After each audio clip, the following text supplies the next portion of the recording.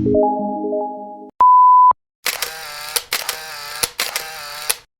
อนอื่นเบิดสบายดีอาจารย์เลยซึ่งว่ามื้อนี้พวกเราจะมานำเสนอในหัวข้อที่ว่าอารมณ์จิตและแรงจูงใจ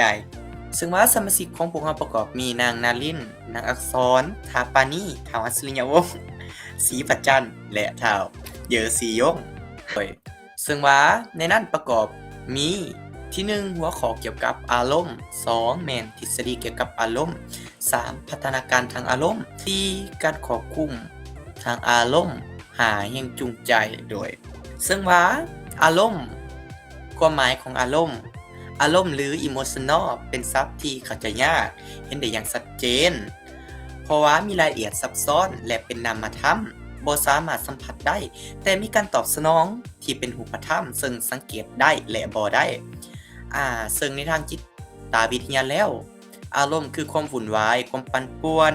เป็นภาวะที่บุคคลสูญเสียความเป็นตัวเองเป็นความรู้สึกส่วนตัวภายในบุคคลนั้นๆอารมณ์ยังมีความสำคัญขออภัยเนาะอารมณ์ยังมีความสัมพันธ์กับความรู้สึกและจิตใจโดยซึ่งว่าชนิดของอารมณ์หรือ emotion ซึ่งว่าชาญโรเบิร์ตพูซิกเดี๋ยวเว้าเกี่ยวกับอารมณ์ว่าอารมณ์พื้นฐานมีอยู่8ชนิดคืออารมณ์หยั่นกลัวอารมณ์ตกใจอารมณ์โศกเศร้าอารมณ์รังเกียจทุกคนอาจจะเคยรังเกียจแม่นบ่อารมณ์ใจหายทุกคนก็อาจจะเคยใจหายแม่นบ่และก็อารมณ์คาดหวังอารมณ์ม่วนซื่นเชื่อว่าทุกคนม่วนซื่นได้มีอารมณ์นี้แม่นบ่และอารมณ์ยอมรับโดยซึ่งว่าก่อนหน้านี้แม่นท่านผู้นั้นเพิ่นได้เว้าแล้วแพนซิสได้เว้าแล้วซึ่งว่าต่อไปนี้แม่นท่านแจ็คแพงเซฟซึ่งว่าท่านแจ็คแพงเซฟนี่ได้เว้าแตกต่างจากท่านก่อนหน้านี้ไปคือแล้วเว้าว่าอารมณ์จะประกอบมี4อารมณ์ได้แก่อารมณ์คาดหวังอารมณ์เดือดร้อนและอารมณ์ตกใจกลัวโดยยังได้เว้าว่าอารมณ์พื้นฐานแต่ละชนิดเกิดขึ้นสัมพันธ์กับสมองตำแหน่งบริเวณไฮโปทาลามัสซึ่งว่าเป็นตำแหน่งถึงสมองต่ออารมณ์ต่าง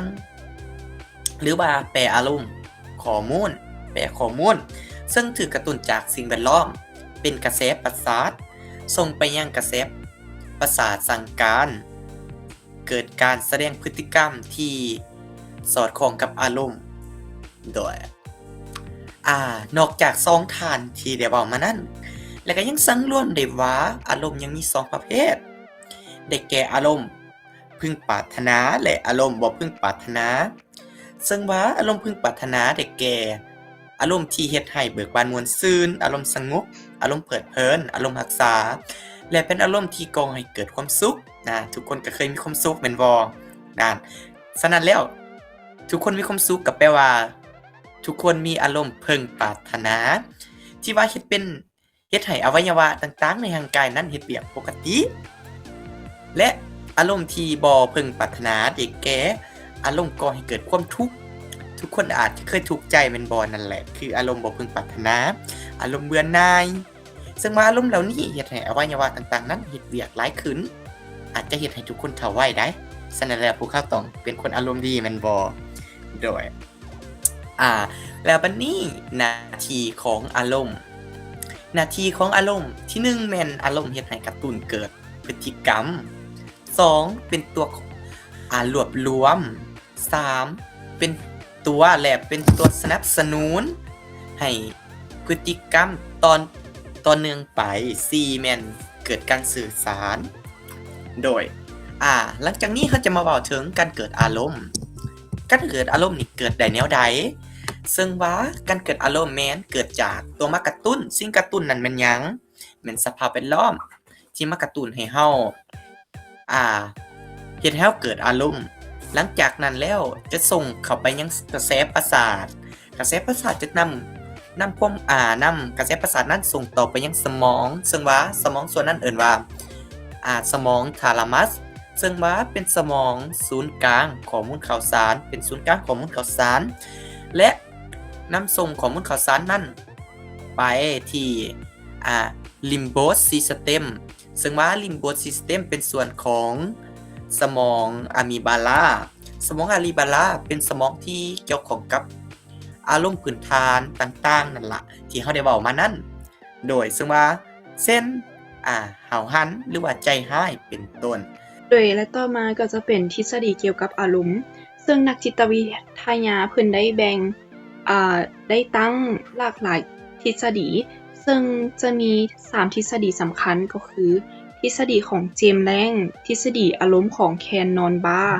และทฤษฎีแซตเตอร์ซิงเกอร์ซึ่งทฤษฎีอารมณ์ของเจมส์แลงแม่นเพิ่นได้เว้าเกี่ยวกับว่าอารมณ์ของเฮาเกิดขึ้นเนื่องมาจากมีสิ่งกระตุ้นเข้ามากระตุ้นใส่อินทรีย์หลังจากนั้นร่างกายจะเกิดการเปลี่ยนแปลงเฮ็ดให้เกิดพลังประสาท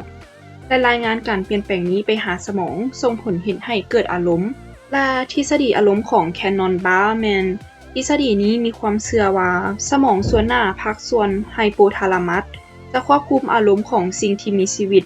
เมื่อกระตุ้นมีการส่งข้อมูลผ่านกระแสประสาทไปยังสมองส่วนนี้จากนั้นกระแสประสาทจะแยกไป2ทางหนึ่งจะส่งไปยังอวัยวะโต้ตอบเกิดพฤติกรรมขึ้นอีกทางหนึ่งส่งไปหาสมองส่วนคอร์เทกซ์ส่งผลให้เกิดอารมณ์ขึ้นในเวลาที่ใกล้เคียงกันและทฤษฎีอารมณ์ของแซตเตอร์ซิงเกอร์แมนอารมณ์เป็นขบวนการทางสมองซึ่งศูนย์กลางอวัยวะแหล่งสำคัญที่รับผิดชอบการเกิดอารมณ์เป็นพื้นฐานให้มีปฏิกิริยาทางร่างกายเพื่อตอบสนองทางอารมณ์และเพื่อปรับความสมดุลในร่างกายพัฒนาทางอารมณ์พัฒนาการทางอารมณ์ของมนุษย์ตามช่วงอายุโดยอิงตามแนวคิดของบีเจสในแต่ละวัยอารมณ์จะพัฒนาไปจากง่ายหาซับซ้อนเช่นความดีใจเสียใจย้านโกรธไปสู่การควบคุมอารมณ์ได้ดีและเข้าใจอารมณ์ของตนเองและผู้อื่นหลายขึ้นต่อมาเนาะก็จะเป็นการควบคุมอารมณ์การควบคุมอารมณ์มีการปรับตัวผลกระทบต่อสุขภาพผลกระทบทางสังคมแล้วเราจะรับมือกับพวกนี้ในแนวใดซึ่งเรามาเบิ่งวิธีการควบคุมอารมณ์กันเลย1เราต้องฝึกระงับอารมณ์ที่รุนแรงของตัวเองให้ได้2หลีกเลี่ยงสถานการณ์3ระบาย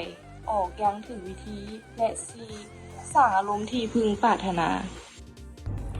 ข้อที่5ความฉลาดทางด้านอารมณ์แม้นความสามารถในการรับรู้ทันเข้าใจรู้จักควบคุมจัดการอารมณ์ของตนเองและคนอื่นซึ่งเป็นอีกทักษะหนึ่งที่ช่วยให้คนเฮาดำรงชีวิตอยู่ในสังคมได้อย่างเหมาะสมและมีประสิทธิภาพจำองค์ประกอบของความฉลาดมี1ความดีความเก่งและความสุขซึ่งคนที่มีความฉลาดทางด้านสติปัญญาสูงบ่แม่นว่าจะประสบผลสำเร็จเสมอไปสังเกตเบิ่งแล้วพบว่าคนที่มี EQ สูงจะสามารถพัฒนา IQ ให้สูงได้นั้นบ่ยากเลยเนื่องจาก EQ และ IQ เป็นคุณลักษณะที่สำคัญอย่างยิ่งของบุคคลจำ2ประโยชน์ของอารมณ์ประโยชน์ของอารมณ์สามารถนำเอาไปใช้ได้หลายด้านเช่น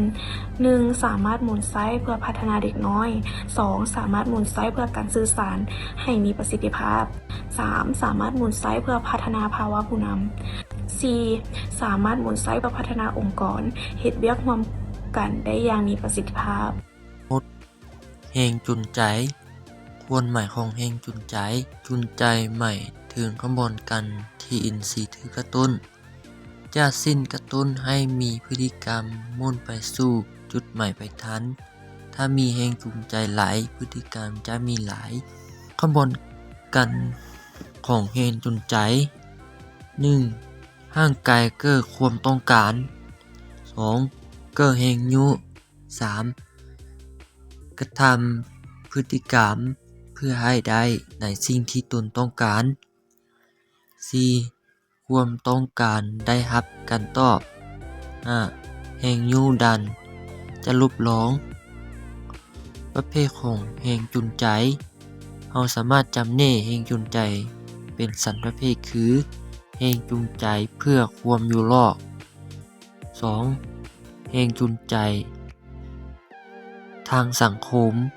3. แรงจูงใจเกี่ยวกับตนเองวิธีวัดแรงจูงใจ ตวิทยามีวิธีวัดแรงจูงใจดังนี้ วัดจากการสังเกตระดับการกระทำ 2. วัดจากการกระทำที่ได้เรียนรู้แล้ว 3. วัดจากความพยายามที่จะเอาชัยชนะอุปสรรค 4. วัดจากการเลือกคือให้บุตรคุณใด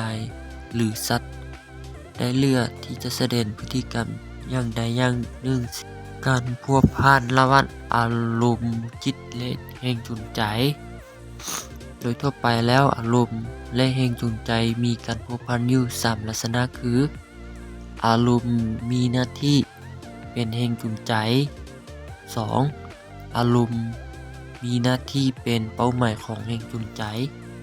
3. อารมณ์เกิดเคียงคู่กับแรงจูงใจ